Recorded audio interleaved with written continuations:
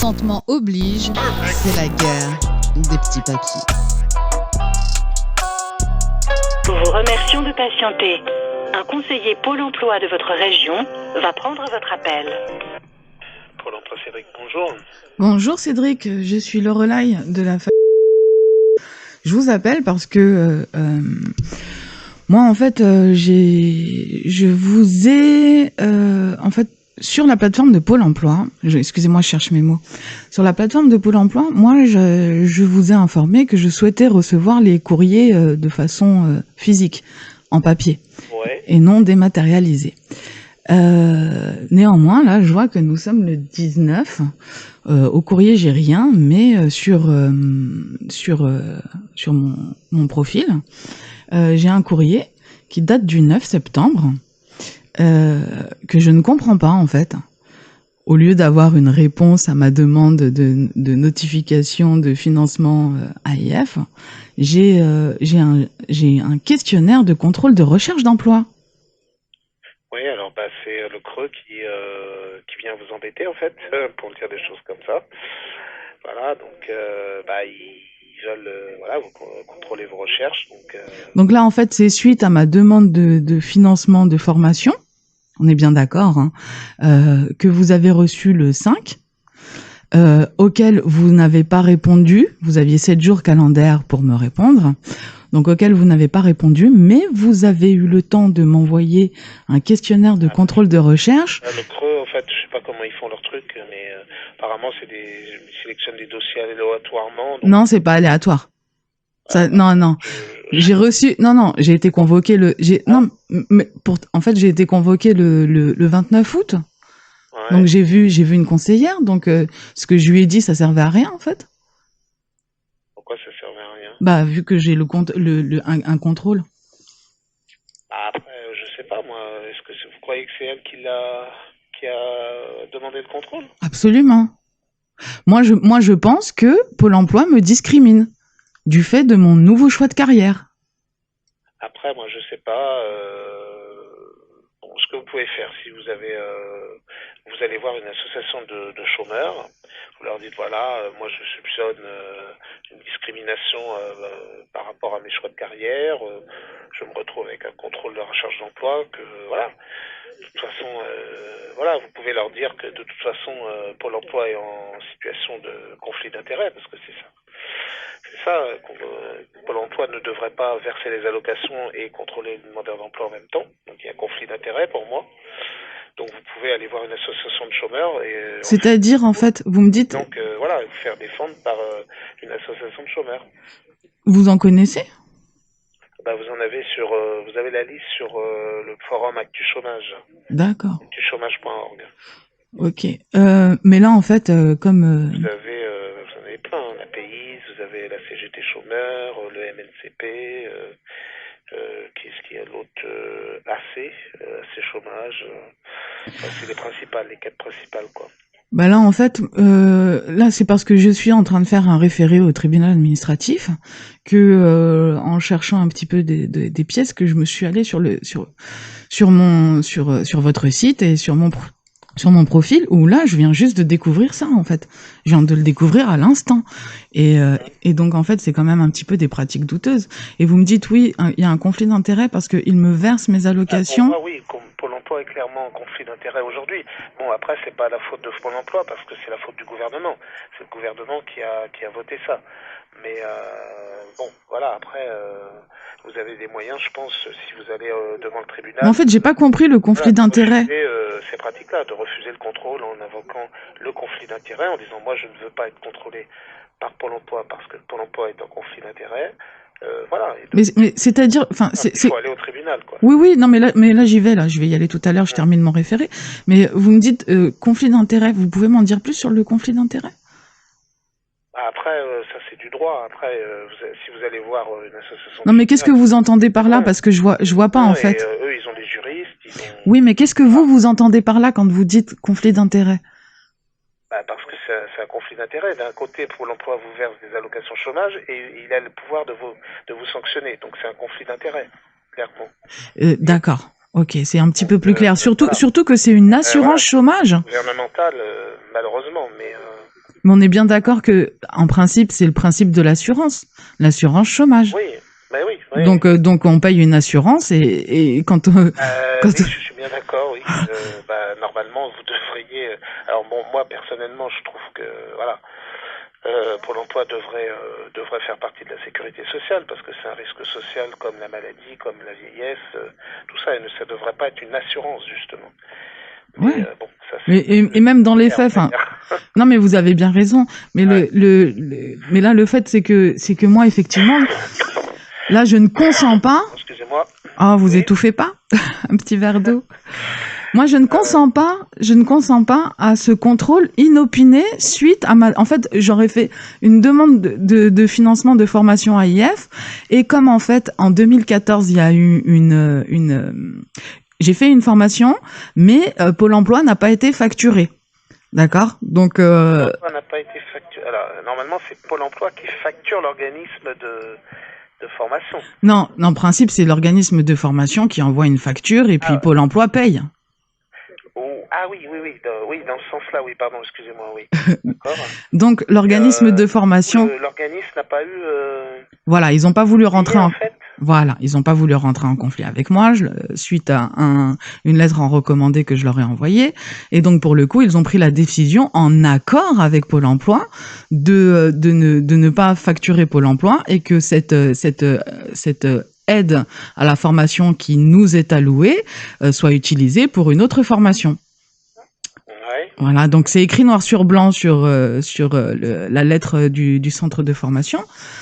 Donc moi, le temps passe, je cogite à d'autres projets, je change d'avis comme de chemise. Enfin, c'est un petit peu dur vu ce système géopolitico-économique.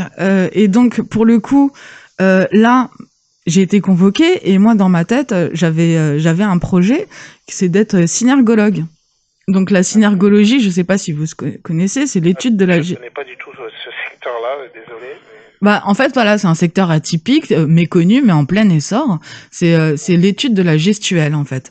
Donc moi ce que je souhaitais faire, c'est d'avoir une licence pour proposer mes services aux avocats d'assises pour qu'ils puissent choisir leur juré en quelques instants afin qu'ils puissent gagner leurs affaires. Donc là, moi, j'ai un ami avocat qui m'a bien stipulé que les avocats sont en demande de ce type de consultant. Donc, j'ai trouvé une formation sur le site du CARIF, j'ai tout bien fait, j'ai validé le devis, je me suis présentée au rendez-vous avec la conseillère Sandrine. Il y a eu un bug informatique. Donc, elle m'a fait patienter 30 minutes. Pour elle, je n'étais pas présente. Donc, déjà, on a un premier problème. Oui. Parce que suite à ça, je ne sais pas si vous le voyez, mais ils m'ont fait une menace en me disant « vous n'êtes pas présenté ». Donc, de la diffamation. Alors là, j'ai un refus du devis d'aide individuelle à formation. Alors, effectivement, il y a un questionnaire de contrôle de la recherche d'emploi, synthèse d'entretien, avertissement avant sanction. Alors, ça doit être ça. Ouais, voilà. Bon, à la suite de ça, comme j'ai protesté, elle m'a... vous défendre. Allez voir une association de chômeurs. Non, mais en fait, j'ai pas besoin d'eux. Le problème se règle en général. Bah, en fait, le truc, c'est que moi, effectivement, je me défends toute seule, en fait. Elle m'avait demandé une lettre de motivation. Moi, je lui ai fait une notification. Donc, c'est un contrat légal que je leur ai fait, en fait. Et ça, je pense qu'ils n'ont pas apprécié. Surtout que je leur ai mentionné que s'ils avaient une éthique, l'aide à la formation qui m'était allouée, qui n'est jamais sortie de leur comptabilité réelle de 2014-2015, bah, devrait m'être profitable maintenant, s'ils avaient une éthique. Et là, maintenant, ils utilisent cet argument, apparemment. Mais j'ai toujours rien, moi, de refus. Donc, j'ai pas de courrier de refus de ma demande de financement. Hein. Si vous en avez un, là, justement. Ben non, je l'ai pas. Moi, je le vois, un refus d'AIF postal automatique. Alors, ouais, c'est envoyé par voie postale. Pour bien me faire perdre encore du temps? Ça a été envoyé hier, apparemment. Bah oui, suite à... Le courrier date d'hier, donc oui, c'est normal. Là, on est le 19. Ouais, mais le truc, c'est quoi? C'est que là, moi, l'intégration à la formation, elle est le 25. Là, je vais faire un référé. Ils vont mettre leur nez dans le dossier aujourd'hui. au plus tard demain. Moi là, je ne peux pas entendre le refus de Pôle emploi. Et là, donc, ils utilisent quoi comme argument? Est-ce que vous pouvez me lire Non, je ne vois pas, puisque c'est par voie postale. Ah, Vous allez le recevoir vous avez pas une copie? aux lettres. Non, puis là, je peux pas l'ouvrir parce que c'est pas un document électronique. Donc, mais je vois bien que ça a été refusé, effectivement. Hein. Je vois juste l'objet du courrier, la date, et voilà. Mode de diffusion postale. Donc, voilà. Et comment ça se fait que le questionnaire de contrôle de recherche d'emploi, c'est pas postal? Si, c'est un postal aussi. Tout est postal, sauf deux où c'est les synthèses d'entretien qui vous ont été remis en main propre. Ah non, bah pas du tout, c'est un mensonge. Enfin, moi, c'est ce que j'ai. Hein. Ouais, je sais, c'est ce que j'ai vu, donc là, il y en a un problème. Parce que ça, elle m'a jamais... En main propre, là, le 2 septembre. Non, elle m'a rien remis en main Le 2 propre. septembre. Et un deuxième synthèse d'entretien le 2 septembre, remis en main propre également. Eh ben non. Non. Bah après, ouais. Bah, de toute façon, si on vous l'a pas remis en main propre, voilà, vous l'avez pas. Comme, je pense que, voilà. Non, là, je suis obligée de le télécharger et de l'imprimer moi-même. Au moment où vous ne l'envoyez pas en recommandé avec accusé de réception, ils n'ont aucune preuve qu'ils vous l'ont remis en main propre. Donc si vous allez au tribunal, vous avez des chances de gagner. Hein.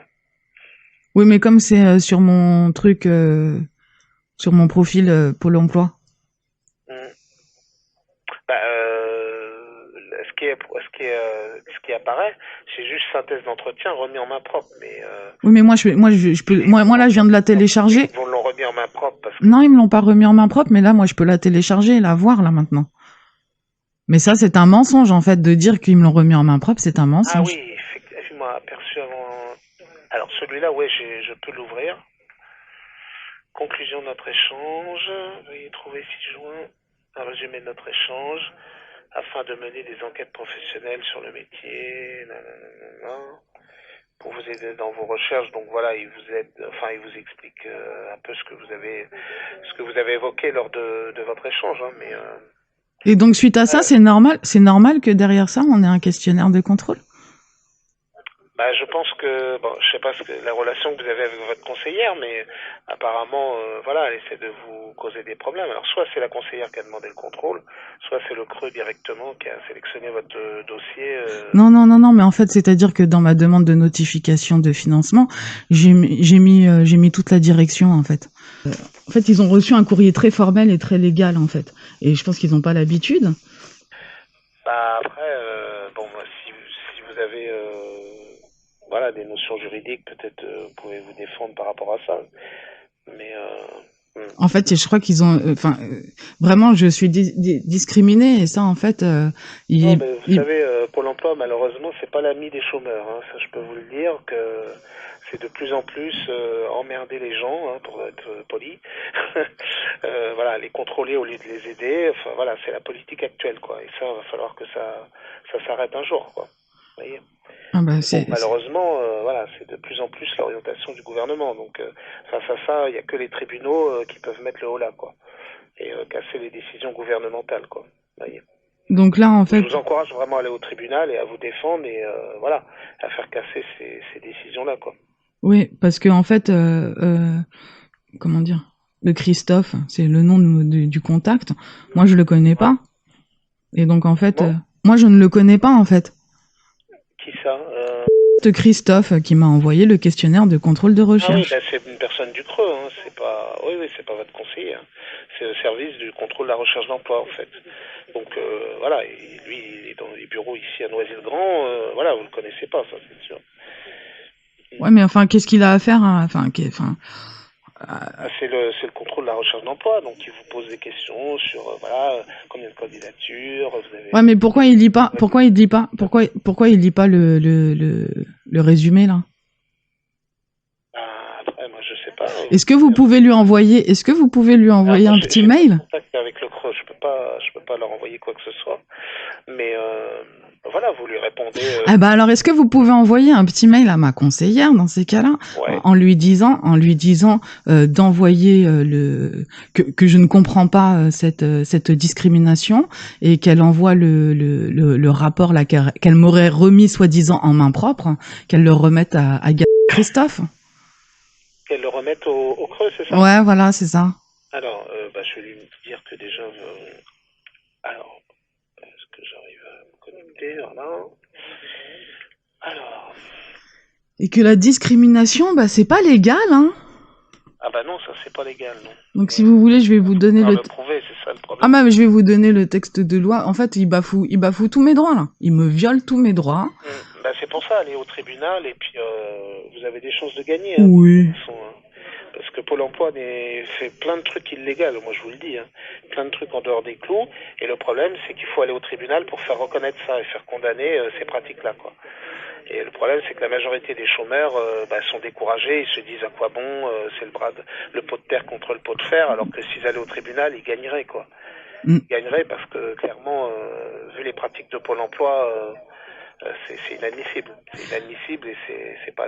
Il y a beaucoup de choses qui ne sont pas correctes, quoi. Ah, je sens que ça vous fait mal au cœur. Vous avez bien raison. Je vous défends, je vous le dis honnêtement, parce que moi qui suis dans la maison, je vois comment on traite les chômeurs et c'est absolument scandaleux, quoi. C'est absolument scandaleux. Malheureusement, je vous le dis, ça vient du gouvernement. Hein. Donc, voilà. Mais aussi, hier, en fait, je me suis rendue pour leur remettre un avis de fraude, valant accord tacite irrévocable sans possibilité de recours ni indemnisation. Donc je pense que ça déjà ça alors ma conseillère qui était à l'accueil, elle m'a vue hein, donc j'ai attendu au moins pendant 45 minutes, bim il est 13h, elle change de place avec quelqu'un d'autre. Donc elle ne me reçoit pas.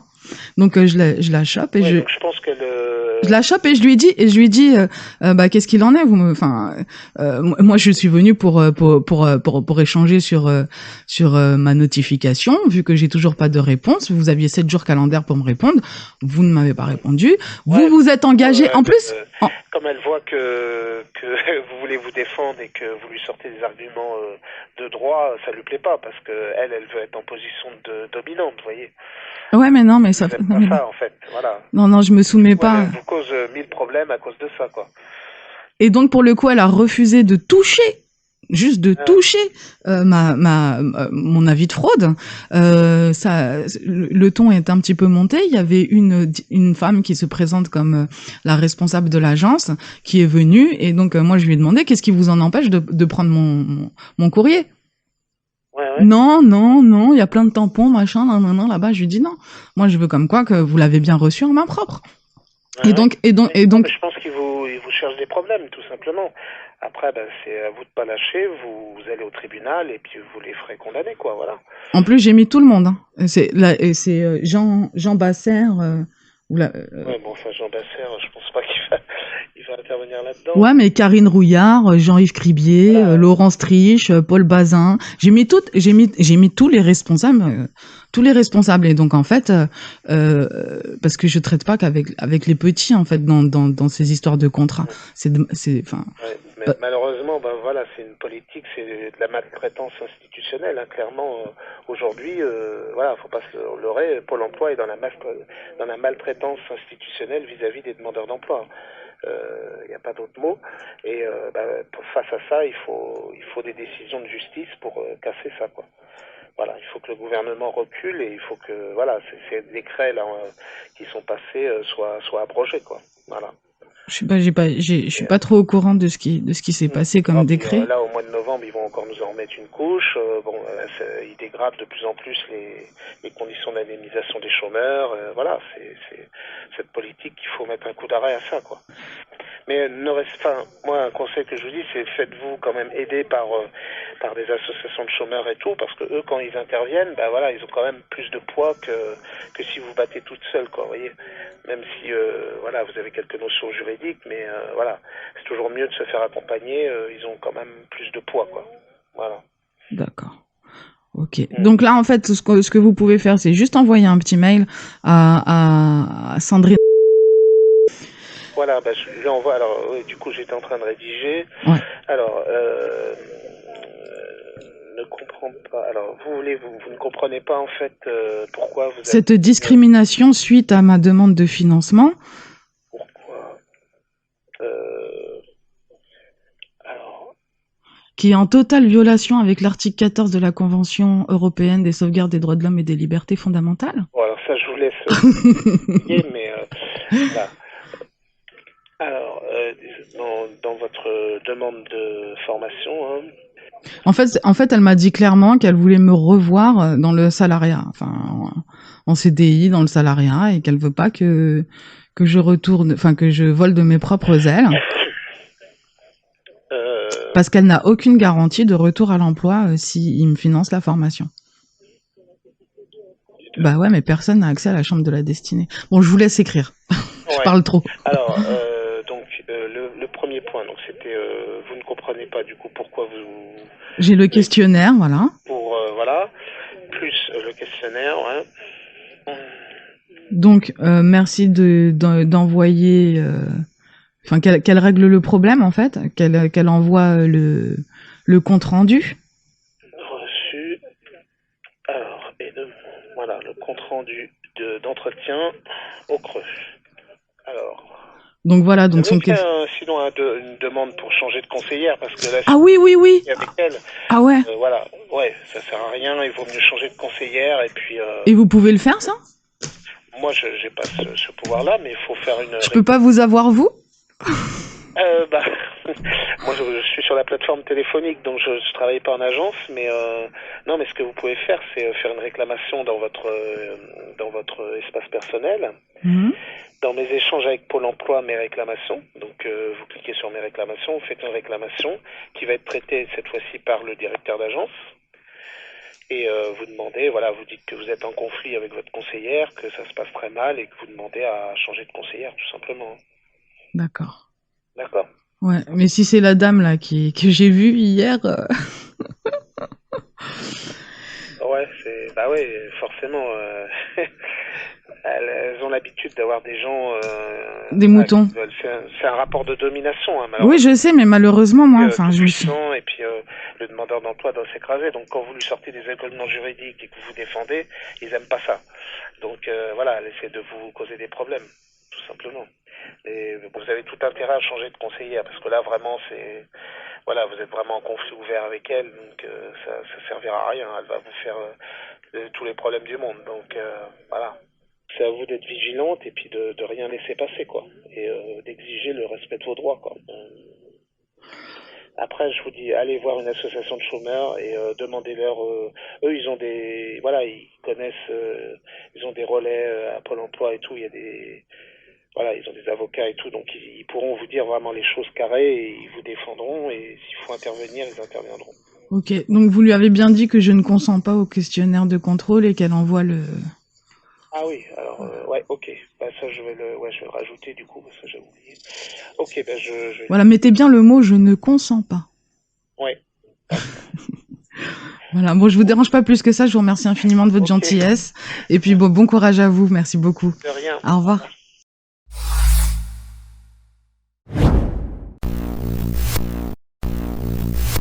Voilà, je te remercie infiniment pour ton attention et si tu as trouvé cette vidéo pertinente, n'hésite pas à liker et partager au plus grand nombre parce que tout n'est que contrat écrit sur des petits papiers.